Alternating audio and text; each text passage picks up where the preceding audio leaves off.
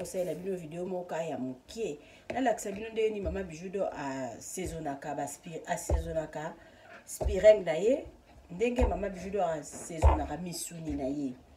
Donc saisonnement o nazo sala comme pour koki ko saisonner yango na soso comme pour koki ko saisonner yango na musuni lokola ba misuni ya bakamundele banini melelo na ye ko la kisabino ndenge naza ko saisonner spireng na ngai. Oh ezali spireng parce que spireng soko saisonner yango malamu te okalingi yango ezala makasi yango nazo la kisabino ndenge na ko saisonner spireng na ngai. Na ko saisonner spireng na ngai na kotia zinf o babengi na kombo ya moutarde na kotia fefa na nga oyo na kotia ail ya poussière na kotia vegeta na kotia muscade biloko mama bijudo akosaisonner lelo spireng na ye yango wana.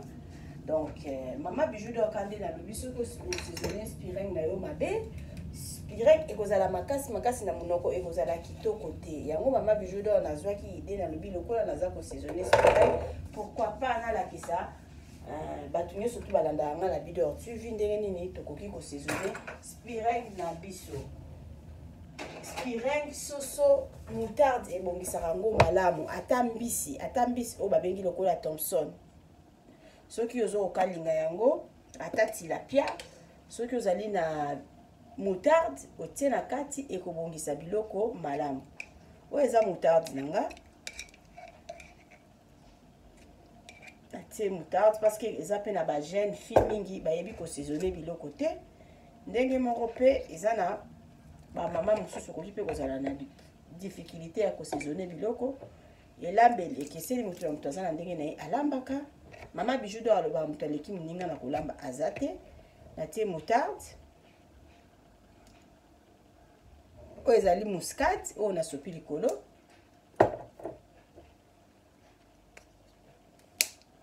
comme pour koki kotia na ofefa comme pour kokotia te parce que nga vraiment na utiliser yango vraiment te. Mama bijudo okande na lobi mayele esilaka te na utiliser yango vraiment te eza na babiloko mokie nasalelaka yango mais nasepeli lelo saisonnement na nga natia fefa poivre rouge eza mwa piquant yango nde natie mwa pilipili mokie kaka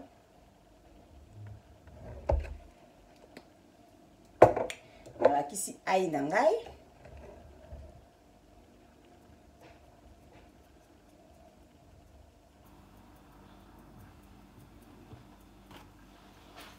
naye kotia vegeta naye kotia mwa vegeta na nga likolo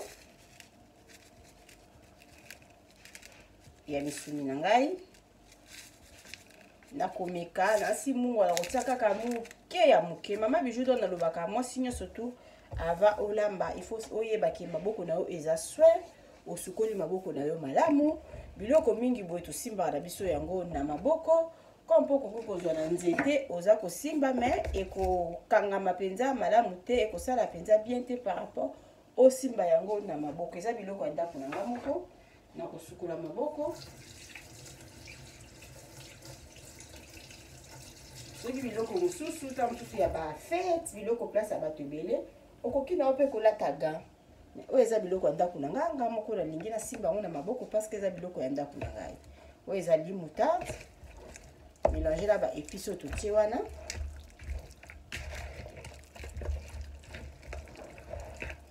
naza ko mélanger biloko na ngai mingi nasala kaboye soki na osala ye neti na kosala ye neti na tongo na butu déjà na kotie ba épices elali natiki yango kaka ata mosusu na frigo soki mulungi ezali soki mpe malili ezali neti bata oyo nakoki kotika yango mpe kaka na katikati ya cuisine natia yango kaka mosusu likolo ya réchaud na ntongo ntango olamuka ba épices wana ekoti vraiment malamu ntango okalinga biloko na yo ekozala toujours kitoko.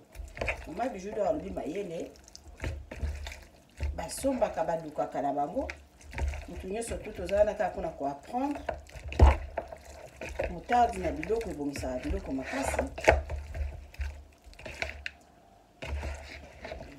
moni penza mungu ekoki te il faut na bakisa siko mungu normal mokie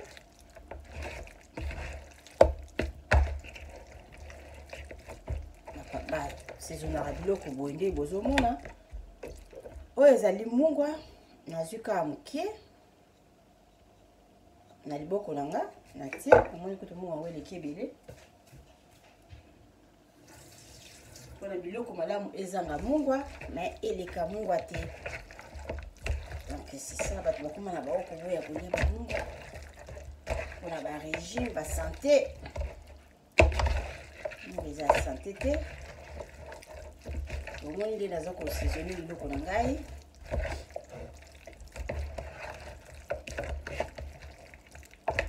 apres mama Bijou akokalingela bino spireng bomona nda ndenge na kokalinga ye na ndenge spireng nanga ekobima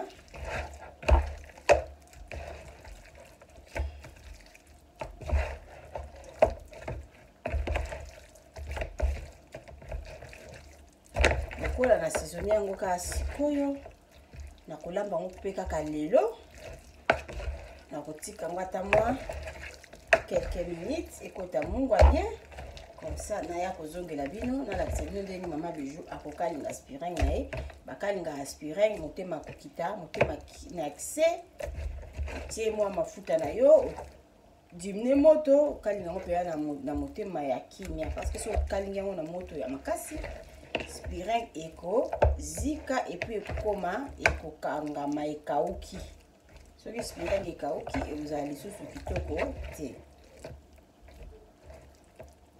Spireng ya mama Bijou na saisonne spireng nanga bien namoni ke mungwa ekoti sikoyo nakozongela bino kolakisa bino kaka ndenge nini nakokalinga spireng na ngai.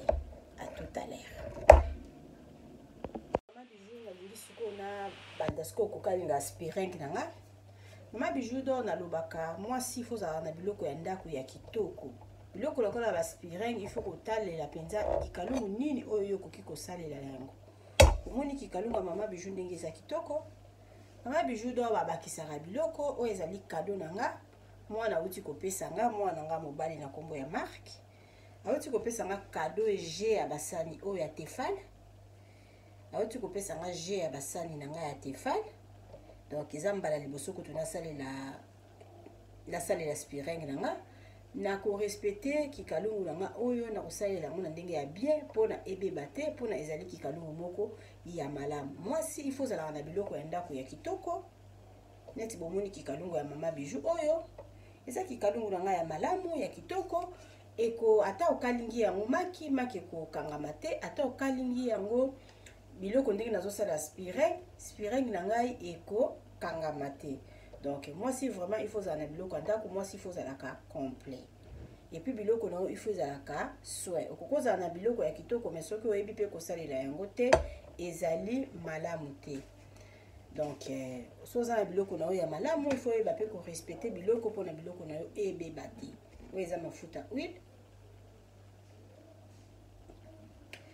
natie mafuta na ngai ya huile nakozela vraiment mafuta ezwa moto mpenza makasi te parce que nalingaka te nde mafuta esopanaka wana nalingaka yango te. Sikoyo nakobanda kotia spireng na nga na moto soki namoni ke mafuta na ngai ebandi kokoka kozwa moto malamu nde nakozwa nakoyeba ndenge nini sikoyo nakoki kodimine moto na ngai. Bozomona ndenge spireng eza moselulu na kati ya kikalungu parce que kikalungu eza kikalungu ya malamu. Fo mwasi ozalaka na biloko ya malamu il faut kobakisaka biloko kolinga te kosalelaka biloko osalelaka soki na ane nini wana na 1900 soki combien wana ntina lelo ozalaka nango il faut kosalaka kochangeaka mpe biloko ya ndako. Donc ovandi boye ata mwa 1 année 2 ans ochange baje ya banzungu na yo ekosala mpe malamu. Biloko na ngai yango oyo omoni ndenge spireng na ngai natie mafuta siko mama Bijou do eloko na kosala ekozala nini nakolinga kaka kodimine moto na nga mpona spireng na nga ebeda na moto ya malembe. Ezalaki na nef na tie yango sikoyo na 7 mpona spireng na nga ebela malamu. Mama bijou do nazokalinga spireng na ngai nakozwa kati bapoivre na nga matungulu na ngai yango nde nakosalela yango comme basauce oyo nakotiela likolo ya spireng na ngai. Lelo bana baza kolia bazolia semoule na spireng na fumbwa. nazozongela bino koya kolakisa bino ndenge mama bijou spireng na ye ekobela nakosala yango kaka na fe du boye nazokalinga yango nyonso ntango nakoya kosala saisonnement na ngai ya baonio nde nakoya kolakisa bino ndenge nini kosala mama bijou ekokobela ndenge eza wana motema kaka na se soki ekomi ya ntango nakoya kobalula yango nakoya kolakisa bino ndenge spireng na nga ebimi. Bomoni ndenge spireng na nga ebeli kitoko na stoppe parce que nga nalingaka vraiment spireng ya moto nalingaka spireng ewumela te. Spireng na nga mosusu natiki na nga yango nakokalinga so namoni kebana basilisi nde nakalingi mosusu. Donc spireng ya mama bijou bomoni ndenge ebimi vraiment kitoko doré ebimi vraiment kitoko makasi.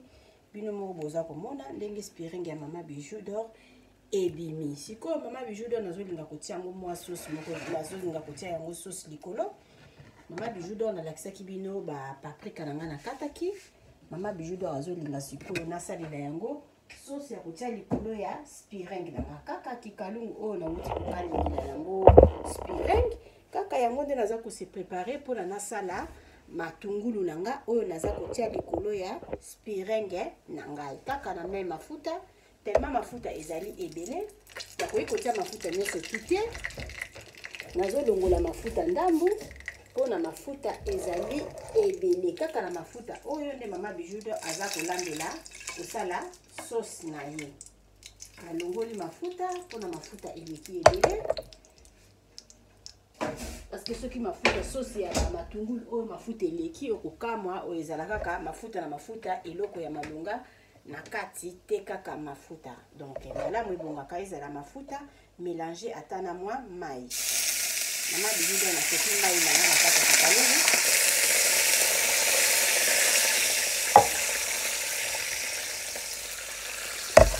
poivron na nga oyo nakataki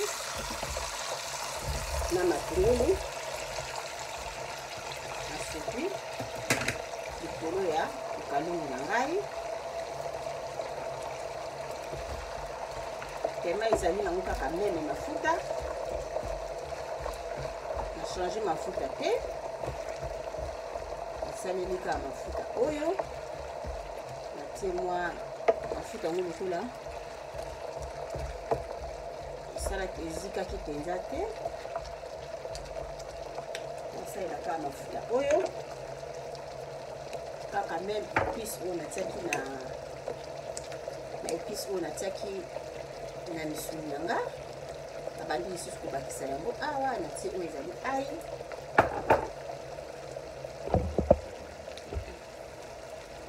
oyo ezali muscade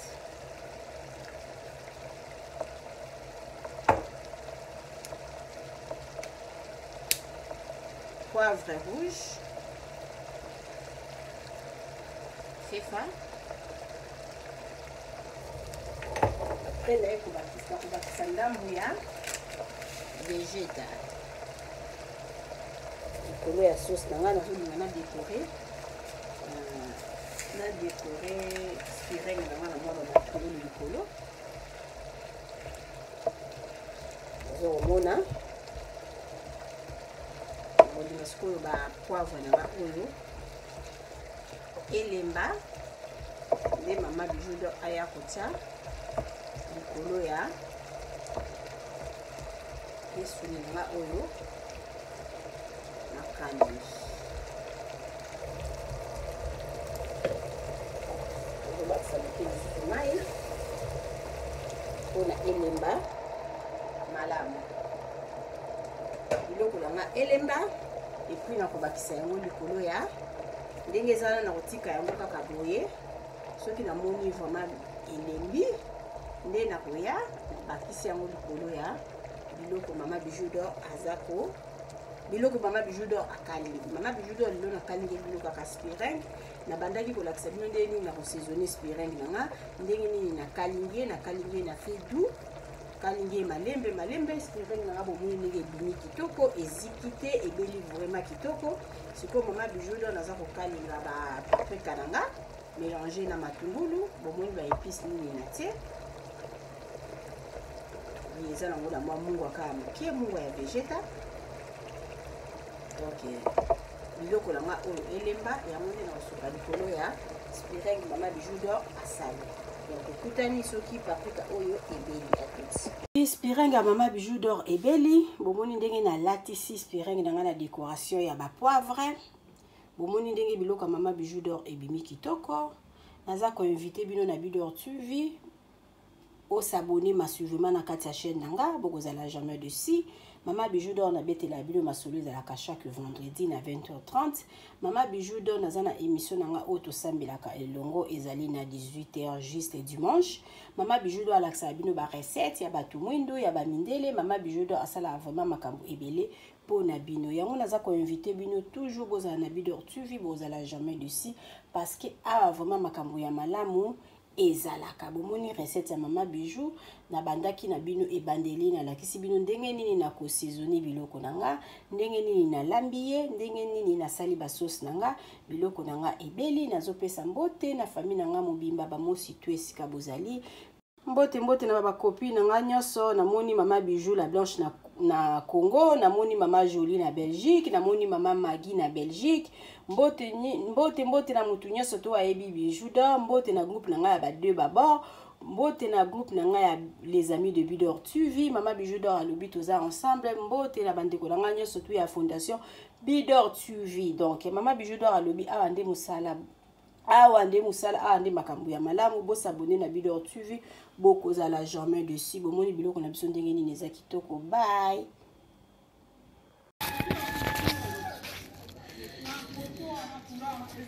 Salut, j'espère que vous allez bien. En fait, c'est plus pour le diaspora. C'est donc qui veulent passer leur séjour ici à Kinshasa. Alors pour tous vos déplacements, il y a une voiture à louer qui est là, marque Hyundai. La voiture elle est confortable, donc climatisée et tout. Donc la voiture répond vraiment aux normes. Alors pour tout contact, veuillez contacter Bidor TV au numéro qui suit plus 49 17 85 52 23 11. Donc je réponds pour une meilleure compréhension. Plus 49 17 85 52 23 11. Donc la voiture elle est là, marque Hyundai. Donc voilà. Donc ici nous sommes à Kinshasa. Donc pour tous les diasporas, pendant tous vos séjours à Kinshasa, voilà la voiture elle est là pour vos déplacements et tout. Donc partout où vous voulez y aller, la voiture elle est là. Donc vraiment veuillez contacter Bidor TV et vous ne serez pas déçus. Merci et bye. Oui, botali vidéo na biso ya publicité voiture na biso eza na Congo mutolingo kende na yo Congo contacter Bidor TV na voiture oyo tu komona okozala jamais déçu parce que mama bijou d'or alobi eza po na biso ba diaspora. Mama bijou d'or naza na besoin ya ba partenaire. Yo partenaire place aux alliés, contactez Mama Bijou d'or. Mama Bijou d'or a besoin d'un micro, Mama Bijou d'or a besoin d'un ordinateur. Vous sepez la na musala nanga soko lingi au soutenir Mama Bijou d'or na musala na ye numéro nanga ezawana. Merci.